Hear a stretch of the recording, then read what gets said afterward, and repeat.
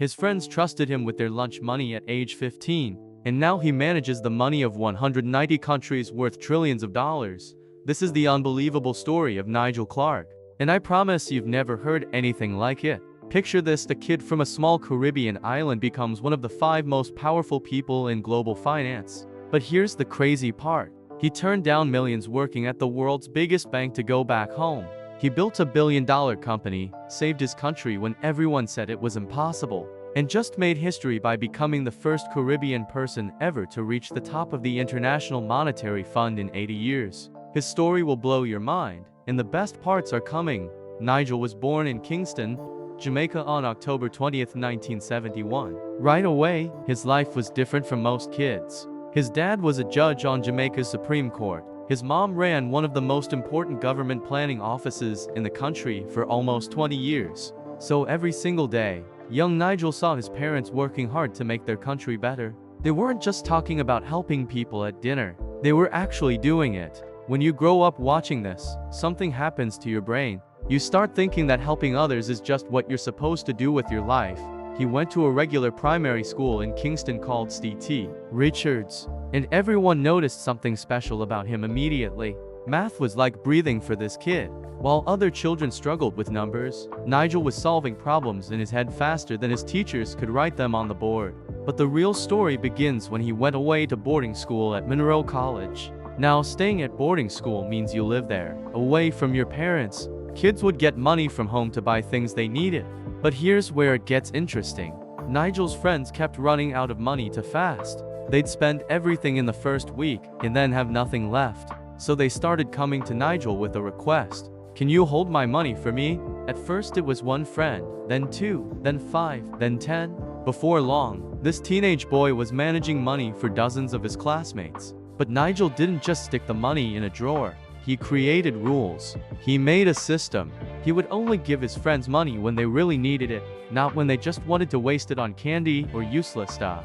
Basically, he was running a bank for teenagers. Think about how wild that is. Most 15-year-olds can barely manage their own allowance. Nigel was managing everyone else's money and teaching them how to save. His friends trusted him completely because he never messed up, never lost a single coin, and always made fair decisions. But it wasn't always easy. Sometimes friends got mad at him when he said no to giving them money for something silly. This taught him something super valuable. When you're in charge of money, not everyone will like your decisions, but you have to do what's right anyway. After finishing at Monroe College, Nigel went to the University of the West Indies. And this is where everyone realized this guy wasn't just smart. He was genius-level brilliant. In 1992, he graduated with the highest honors in mathematics and computer science. But get this, out of hundreds and hundreds of students studying science, Nigel got the highest grades in the entire faculty. Not just in his class, not just in his major, in everything. When you achieve something like that, doors start opening that most people don't even know exist. Nigel won 2 of the most famous scholarships in the entire world. He became a Rhodes Scholar and a Commonwealth Scholar to study at Oxford University in England. Let me explain how big this is. The Rhodes Scholarship is so competitive that countries only send their absolute best students. We're talking about future presidents, Nobel Prize winners, and world leaders. Getting picked as the Rhodes Scholar from Jamaica put Nigel in an elite group of the smartest young people on planet Earth. At Oxford, he didn't slow down at all. He finished a master's degree in applied statistics, which is using math to solve real problems. Then he kept going and earned a PhD in something called numerical analysis. This is super advanced math that helps computers solve incredibly complicated problems. By 1997, Dr. Nigel Clarke walked out of Oxford with one of the best educations anyone could possibly get. Now here's where everyone expected him to become a professor at some fancy university. But Nigel had other plans. He shocked everyone by joining Goldman Sachs in London. If you don't know Goldman Sachs, it's basically the Champions League of banking. It's one of the most powerful financial companies in the world. Nigel became an equity derivatives trader, which means he was making million-dollar deals every single day using super complex math to predict market movements. Picture a huge room full of computer screens with numbers flying everywhere, phones ringing non-stop, and traders shouting. This was Nigel's life in London. He was making great money, working at the center of world finance, and building an amazing career. Most people would kill for this opportunity. But then Nigel did something that made zero sense to everyone around him. He quit. He left Goldman Sachs and moved back to Jamaica. His colleagues thought he was crazy. You don't leave Goldman Sachs when you're doing well. But Nigel saw something different. He realized he could use everything he learned to help build his home country instead of making rich people in London even richer. Back in Jamaica, he joined a company called the Musson Group as vice chairman and chief financial officer. Basically, he became the number 2 person in the entire company and the main guy in charge of all the money decisions. Now watch what happened next because it's absolutely insane. When Nigel joined, Musson was mostly just operating in Jamaica. Under his leadership, the company exploded. It grew to over 30 countries across the Caribbean and Latin America. The revenue went past $1 billion. He did it by being super smart about buying other companies. He bought Nestle's factory in Jamaica. He bought Kraft Foods operations. He took over dairy companies and tech companies. Every single decision had to be perfect because one bad choice could destroy everything. While running this massive company, he also sat on the boards of more than 20 other companies and organizations in Jamaica. But here's what makes him different from most business leaders. Even while managing billions of dollars, Nigel found time to start the National Youth Orchestra of Jamaica in 2009. He didn't just start it and forget about it either. He ran it for 9 years. He took young Jamaican musicians and got them performing at Carnegie Hall in New York and the Kennedy Center in Washington, D.C. These are 2 of the most famous concert halls in America. He also created a big chess festival in Jamaica and co-founded TEDx Jamaica with his wife, Professor Thajani Delgado, who works at the university. Together they have 2 children. You might be wondering why a business guy cares so much about music and chess. Here's why. Nigel understood something that most people miss. Building a great country isn't just about making money and fixing the economy. It's about giving young people opportunities, hope, and reasons to stay home instead of leaving for other countries. Even with all his success, he stayed connected to his roots. He eats fish but not meat anymore, and his favorite meal is steamed snapper with okra. He listens to reggae and dancehall music. He reads real paper books and keeps books about successful people next to his bed, so he's always learning. By 2016, Jamaica's government came calling. They made him Ambassador of Economic Affairs, which meant he represented the country in important economic meetings around the world. Then in March 2018, everything changed completely. Nigel decided to run for political office. He won a seat in Parliament and immediately became Minister of Finance and Public Service. This means he was now in charge of all the money for the entire country. And let me tell you, he took over at a tough time.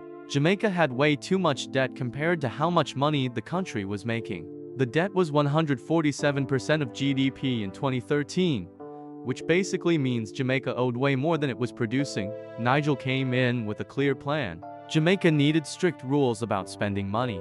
He became chairman of the Bank of Jamaica, the Port Authority, the National Housing Trust, and the Job Training Organization. One of his first big moves was making the Bank of Jamaica independent.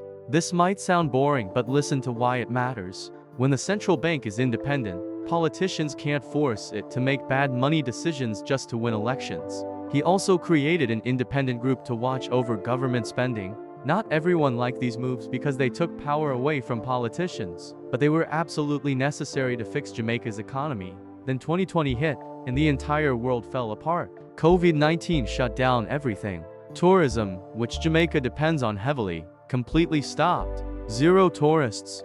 Businesses closed. People lost their jobs. Many countries collapsed economically during this time. Jamaica should have been destroyed, but Nigel showed why he was the right person for this job. Instead of panicking, he created smart programs to help people. The government supported workers who lost jobs. They helped businesses survive. And here's the most impressive part. While most countries saw their debt explode during COVID, Jamaica actually reduced its debt. The debt to GDP ratio dropped from 110% in 2020 to 72% by 2023. During a global pandemic that destroyed economies everywhere, Jamaica's economy got stronger. This is almost impossible, but Nigel made it happen. How did he pull this off? By being incredibly smart about every decision and creating new financial tools that nobody had used before. One of his coolest innovations was catastrophe bonds. Let me explain this because it's genius. Jamaica sits right in the path of hurricanes. Every year, there's a risk that a massive storm could hit and destroy everything. Normally, countries just hope they get help from other countries after the disaster. But that takes weeks or months while people are suffering. Nigel created something called a catastrophe bond with help from the World Bank. Here's how it works. Investors give Jamaica money up front.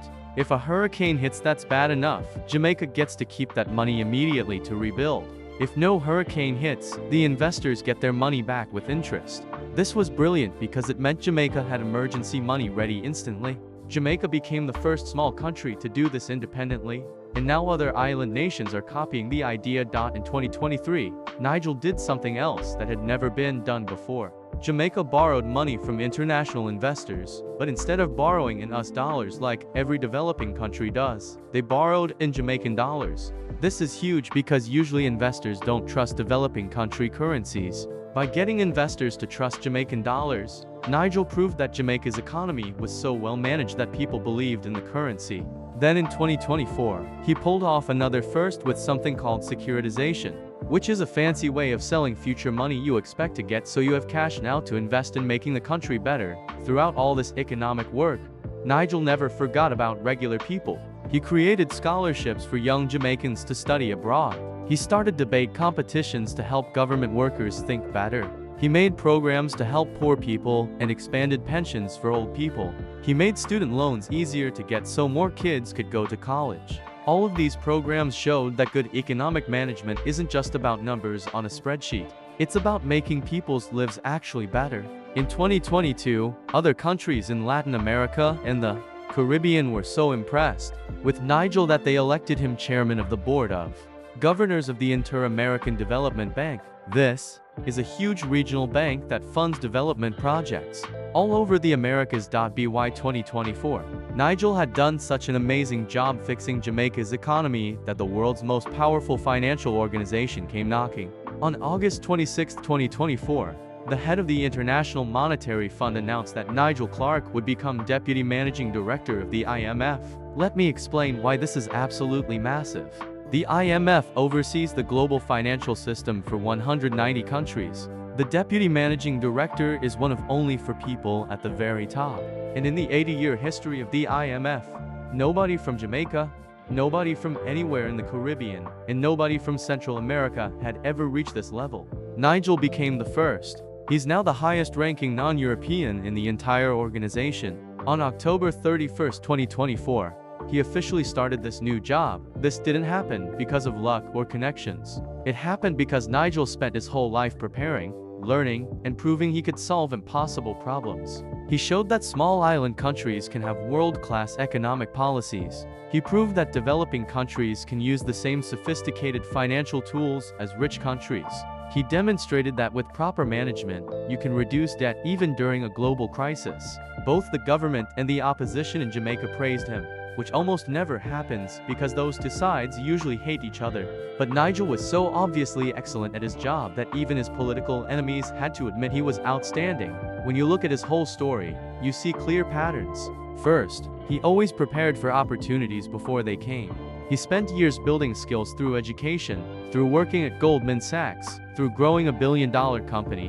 When big opportunities came, he was ready. Second, he always thought creatively about problems. From managing boarding school money to creating catastrophe bonds, he always found new solutions that others didn't see. Third, he always chose service over personal gain. He could have stayed in London getting rich. Instead, he chose to serve his country and now the world. His story also shows us the power of representation. For 80 years, the top of the IMF didn't have anyone from the Caribbean or Central America. Not because capable people didn't exist there, but because they didn't get the opportunities. Nigel's appointment changes what millions of young people across the Caribbean believe is possible. Now they can see someone who looks like them at the highest level of global finance. Nobody knows exactly how much money Nigel has, and honestly, he doesn't seem to care about showing off wealth. He lives pretty simply despite his important positions. He cares about education, supports arts and music, and stays connected to Jamaican culture even as he takes on global responsibilities. At 53 years old, Nigel has many productive years ahead. What he does at the IMF could change how the global economy works for decades. His work could help dozens of countries manage their money better.